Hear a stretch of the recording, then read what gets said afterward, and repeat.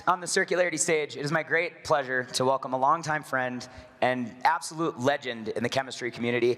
Dr. John Warner is one of the founders of the field of green chemistry. He wrote the book that provides the definition and the 12 principles of green chemistry in 1998 with his friend Paul Anastas. And I was lucky enough to meet John back when I first started in this green chemistry space, maybe in 2013 or 2014. And I'm always excited to hear him talk. As an industrial chemist, he has over 360 patents and has worked with hundreds of companies worldwide. He received the Perkin Medal, which was a really big deal back in 2014 from the Society of Industrial Chemistry. So please join me in welcoming Dr. John Warner to the Circularity stage. Have fun out there. Thank you. Thank you. Well, thank you, John. Hi, I'm John too, with an H. I had all this stuff planned to come out and talk to you about, but I had a conversation with Hedgie back there before this, and he completely derailed me talking about other things, so I apologize if I'm a little bit confused here, but you know, it's interesting. One of the things that Hedgie said to me is, "You've been at this for a long time, John. How's it going?" And I was thinking about that, and I go, it's a blessing to have such an amazing community. There's so many people, there's so many things going on. The data points are enormous. But one of the consequences of this enormous number of data points is, how do you interpret it? And I was saying, you know, if I wake up in the morning and I say, everything is amazing, there's so many cool things going on, there's enough data points to support that perspective.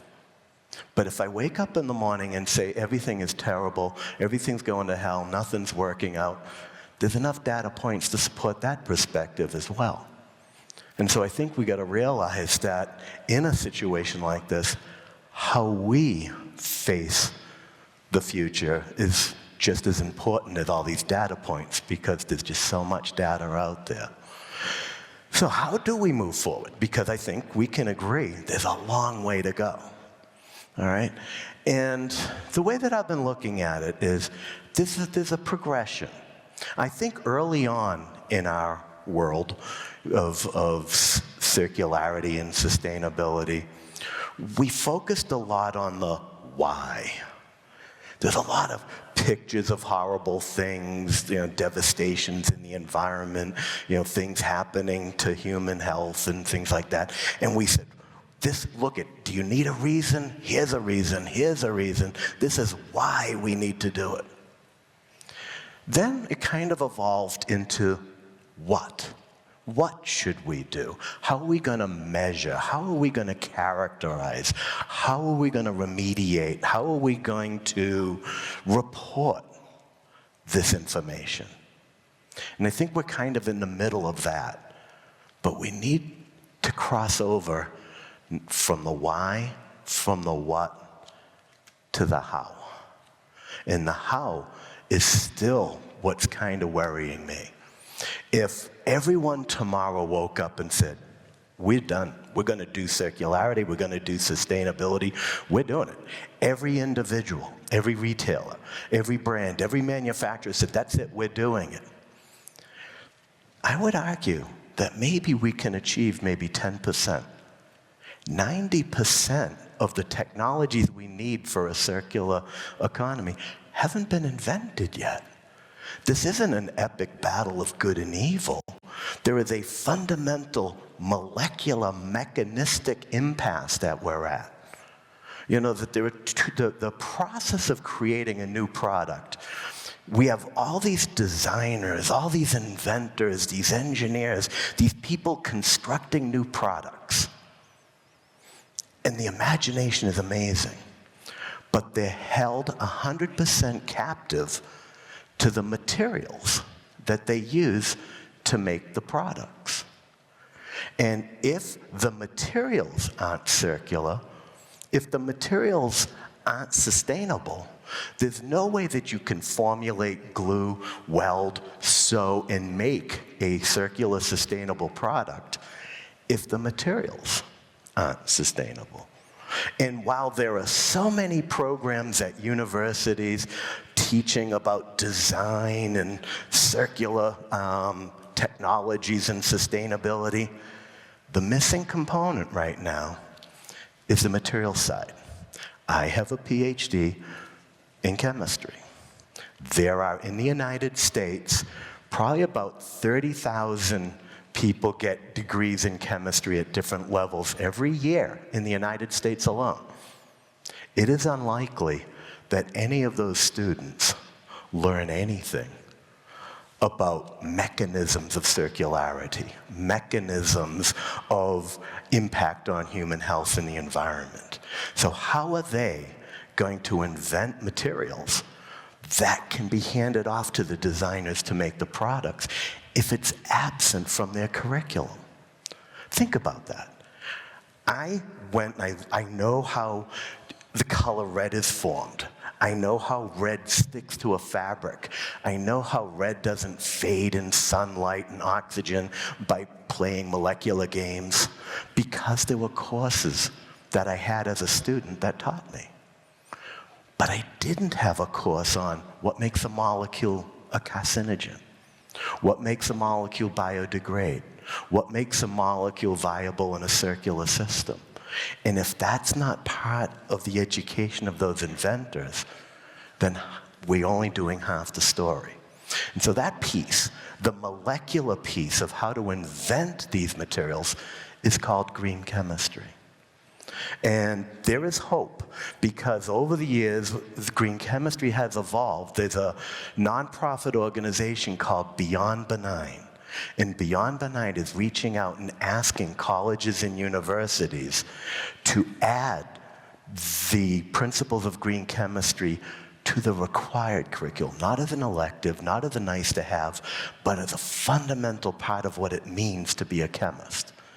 And Beyond Benign has managed to get over 240 universities globally to sign this green chemistry commitment. And for me, that fills me with optimism. Because if we're going to go from 10% to 100% of sustainable circular technologies, we're going to need the stuff that these products are made of.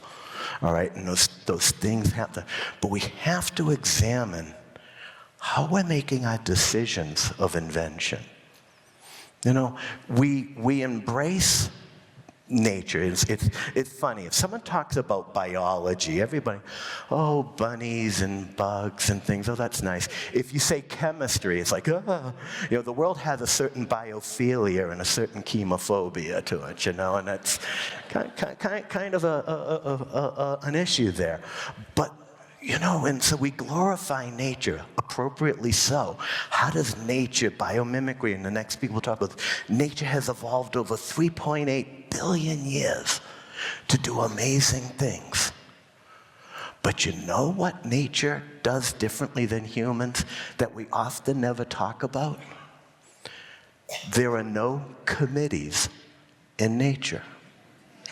If there was a committee in nature, it would have looked at the design of a giraffe and said, the neck's too long, the ears are funny, canceled, reject. But because there was no committee to stop it, it happened. And what's happened in our society, we've become so focused on what we want. What does circularity, what do we want? What does green mean? What do we want? And we forget that 90% haven't been invented yet. So when we create a construct of how we're going to invest, how we're going to fund, we got to be careful that our very definitions of what we want are usually focused on what we can do today and not looking at what we could do in the future. And so I think whenever you're in a meeting, when at work or with a group of people, and you're considering different approaches, realize the one that makes the most sense, the one that says, yeah, that should work, that's great, is the least innovative. And the one that's challenging and you go, I'm not sure that that's going to work, that's the more creative. But what we're doing is we're funding the things that are the easy things. And it's time to work on the difficult and hard things. And that's going to have to change the way we evaluate how we work together and what we do in the future. We get to take intellectual risk. And it's interesting, because Einstein said no problem can be solved at the same level of awareness that created it. This is a clarion call for diversity and inclusiveness in the molecular sciences. And to be inclusive and to respect diversity, we've got to look at our evaluative criteria and ask ourselves, is our very levels of expectation holding us back? Just something to think about. Thank you.